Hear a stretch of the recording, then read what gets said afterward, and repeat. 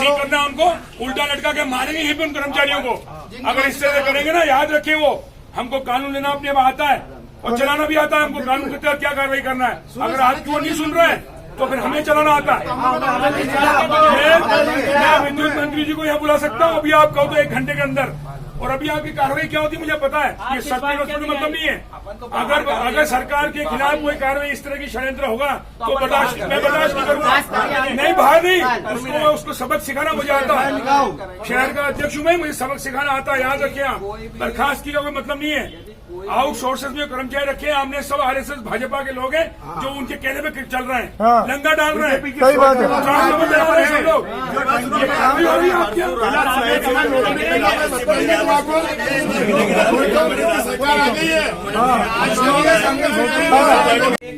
आप पता करना नहीं सर, हमारा कहने का मतलब यह है कि कांग्रेस की सरकार बनी है जब तो लाइट जा रही है। 15 साल पहले लाइट नहीं जा रही थी, मतलब ये कौन सी नीचे चली जा रही है?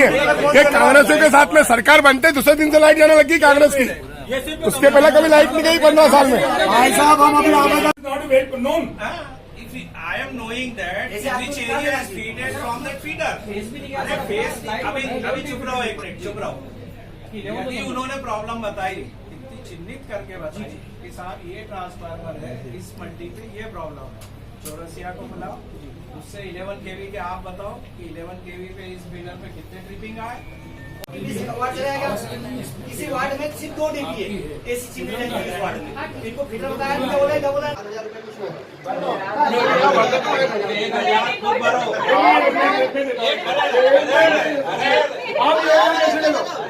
आप मैसेज कांग्रेस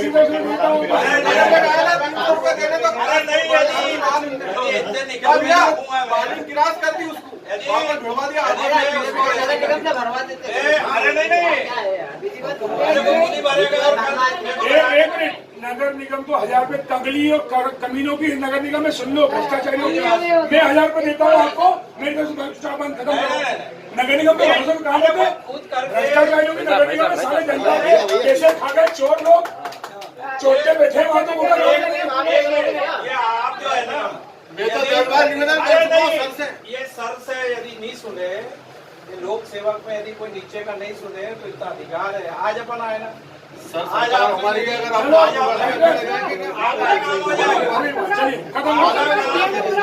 आप जो है ना, ये सर से यदि नहीं सुने, लोक सेवक में यदि कोई नीचे का नहीं सुने तो इतना अधिकार है। आज कि जो है अभी कांग्रेस ही यहाँ मिलने आए थे, जो है शहर जिला अधीक्षक यंत्री से मिले। किस विषय को लेकर आप जो है मिलने आए थे और देखने में आया, कुछ तीखी बहस भी हुई, क्या पूरा मामला? देखिए, इस प्रदेश में जब से कांग्रेस की सरकार बनी है, हमारे माननीय मुख्यमंत्री चिंतित इस बात से हैं, विद्युत मंत्री जी बहुत चिंतित हैं कि जब उत्पादन बराबर हो रहा है तो वितरण में कहाँ दिक्कत आ रही है। और ऐसा षड्यंत्र जिससे कांग्रेस सरकार को नुकसान हो, हमारे वरिष्ठ नेता बदनाम हो, इस तरह का षड्यंत्र रचा जा रहा है। किसके पुराने अधिकारी जो जमे हुए हैं कई वर्षों से, निश्चित रूप से उन पर निगरानी रखने की आवश्यकता है। मैं लगातार इन अधिकारियों के संपर्क में हूं। मेरे पास एक दिन भी ऐसा नहीं जाता होगा जहां से कभी शिकायत ना आती हो। हम देवास शहर की बात कर लें या ग्रामीण क्षेत्र की बात कर लें तो कालानी बाग हो, विकास नगर हो, बीराखेड़ी हो, राधागंज हो, आवास नगर है, हर इलाकों से तकरीबन रोज फोन आते हैं। चाहे कभी कभी मध्य मार्ग हो, हमारा शहर का मुख्य मार्ग है, रोज ट्रैपिंग की समस्या होती है। मुझे समझ में नहीं आता है कि ये इस वक्त चुनाव के समय ऐसा क्यों हो रहा है। और मैं लगातार इन अधिकारियों से फोन पे चर्चा करता रहता हूं। हमारे विद्युत मंत्री जी भी हमसे लगातार टेलीफोन पे फीडबैक लेते रहते हैं कि कहां क्या समस्या आ रही है। निश्चित रूप से मध्य प्रदेश में लगभग 400-450 कर्मचारी बर्खास्त किए जा चुके हैं या उनको नौकरी से हटाया जा चुका है। यह एक ऐसा षड्यंत्र है कि बहुत आसानी के साथ हम बदनाम हो सकते हैं। मेरा तो खुला आरोप है भारतीय जनता पार्टी के उन दिमागों के ऊपर जो दिमाग चलाते हैं इस तरह का कि जनता को परेशान किया जाए। वो लोग कहीं लंगर डालते हैं, कहीं ट्रैपिंग कराते हैं, और ये जो अधिकारी वर्ग है ये भी उसमें शामिल होता है। हम सबकी निगरानी, क्या हम सब कांग्रेसियों की आवश्यकता है इस बात की हमसे निगरानी रखें। उसी संदर्भ में आज मैं सब साथियों को लेकर यहाँ आया था जिन्होंने मुझे शिकायत की थी, और अधिकारियों ने उस बात को सुना है, उस बात को समझा है।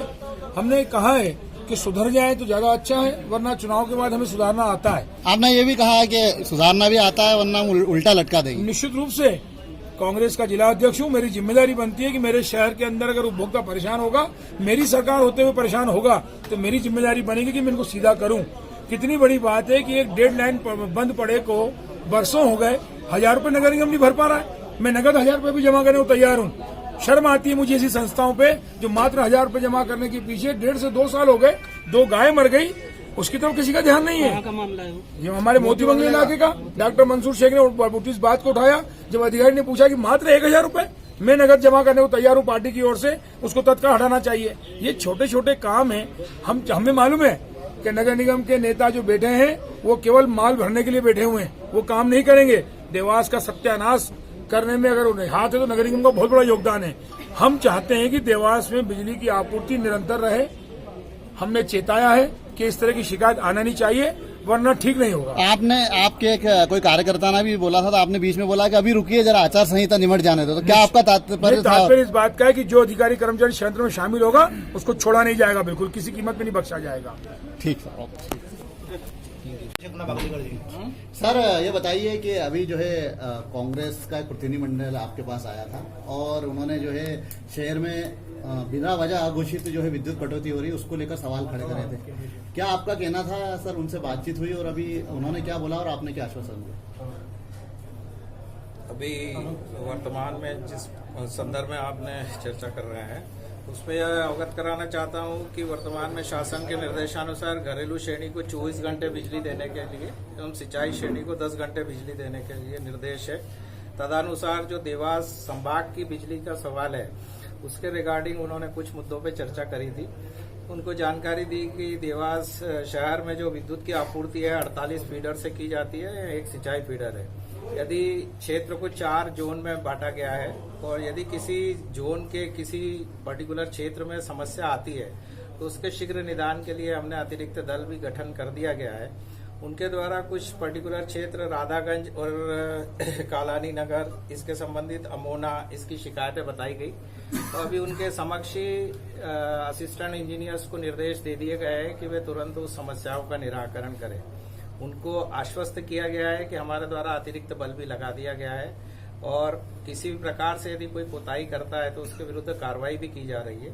उनके द्वारा इस संदर्भ में संतोष व्यक्त किया गया। सर, मध्य प्रदेश में कई जगह, जिले में कई जगह जो है अधिकारियों को निलंबित किया गया, कर्मचारियों को, इसी को लेके कि विद्युत कटौती के निर्देश नहीं उसके बावजूद हो रही थी। तो क्या जिले में ऐसी स्थिति नहीं बने? इसके लिए आप क्या करें? वैसे कटौती नाम का यदि कोई चीज उपलब्ध हो, यदि उसे काटे उसे कटौती कहते हैं। नॉर्मली कटौती किसी प्रकार से नियंत्रण कक्ष से जो कंट्रोल रूम्स रहते हैं वहां पे किसी प्रकार की कटौती नहीं करी जाती है। जो भी विद्युत कर्मी है और जो विद्युत अधिकारी है उनका पहला उद्देश्य यह है कि अनवरत विद्युत प्रदाय की जाए। वो अपनी जान की बाजी लगाकर अनवरत विद्युत प्रदाय करने के लिए प्रतिबद्ध है। फिर भी यदि किसी स्तर पर कोई ब्रेकडाउन होता है तो उसके कारण ही विद्युत व्यवधान होता है, न कि कटौती होती है। कटौती किसी भी प्रकार के स्तर पर नहीं की जाती है। व्यवधान के कारण अवरुद्ध होता है तो कटौती, आदमी को दिमाग में ऐसा लगता है कि बिजली नहीं मिल रही है, जबकि वो व्यवधान है। नॉर्मली व्यवधान तार टूटने के कारण 11 kV की लाइन पे या DTR के कारण या फिर कोई फॉल्ट आता है उसके कारण होता है। अतः उस संबंध में भी उनको बताया गया है कि आप आश्वस्त रहें, जिस प्रकार के शासन के निर्देश हैं हमें उन्हें 24 घंटे बिजली। सर, मीडिया के सामने ही आपको शहर कांग्रेस अध्यक्ष द्वारा धमकाया गया कि अगर आपने व्यवस्था नहीं सुधारी तो चुनाव के बाद देखने जैसी स्थिति हो जाएगी। क्या मानते हैं सर? नहीं, इस प्रकार से कोई एक क्षणिक वो हो सकता है, लेकिन अभी तक जो सभी अधिकारी कार्य कर रहे हैं कहीं भी इस प्रकार से सौहार्दपूर्ण वातावरण बना हुआ है। सभी की मंशा ये है कि अपन एक अच्छे माहौल में निर्वाचन कराएं। सर, शहर अध्यक्ष द्वारा आपको एक पर्स दिया गया, कुछ बाकी था, क्या मानते हो उस चीज को आप? शहर अध्यक्ष द्वारा आपके हाथ में पर्स दिया गया, कुछ पैसा बाकी था किसी छोटी लाइन का 1000 रुपए का, वो क्या है पूरा? तो कोई इस प्रकार से नहीं दिया था, तो व्यक्तिगत उनका वो था कि जिसपे आपने अधीनस्थ अधिकारी को थोड़ा वो भी बोला, इसके इस प्रकार का कोई मैटर नहीं। सर, एक कार्यकर्ता ने बोला था कि अभी निवेदन करने आए, फिर धनादन करने आए। नहीं, इससे ये तो जब संगठित होता है तो इस प्रकार से बात है, लेकिन ऐसा कहीं किसी प्रकार से जिले में भी कोई अप्रिय स्थिति किसी भी द्वारा नहीं की गई है कि किसी अधिकारी कर्मचारी से कोई दुर्व्यवहार किया गया हो।